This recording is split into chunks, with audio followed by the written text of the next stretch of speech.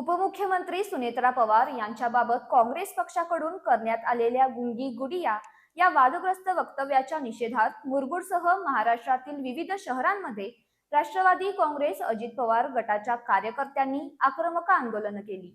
काँग्रेस प्रदेशाध्यक्ष हर्षवर्धन सपकाळ यांच्या विरोधात घोषणाबाजी करत कार्यकर्त्यांनी त्यांच्या विधानाचा तीव्र निषेध नोंदवला आणि जाहीर माफीची मागणी केली। उपमुख्यमंत्री सुनेत्रा पवार यांच्याबाबत काँग्रेस पक्षाकडून करण्यात आलेल्या गुंगी गुडिया या वादग्रस्त वक्तव्याच्या निषेधार्थ मुरगुड इथं माजी नगराध्यक्ष राजेखान जमादार, मुरगुड शहर राष्ट्रवादी काँग्रेस यांच्या नेतृत्वाखाली आंदोलन करण्यात आलं।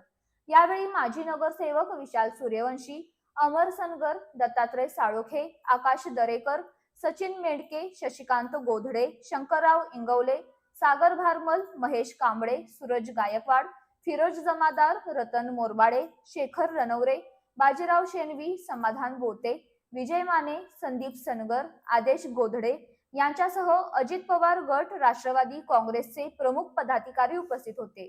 आंदोलन शांततेत पार पडलं असून कार्यकर्त्यांनी संबंधित वक्तव्याचा तीव्र शब्दात निषेध नोंदवत महिलांविषयी सन्मानपूर्वक भाषा वापरण्याचं आवाहन केलं।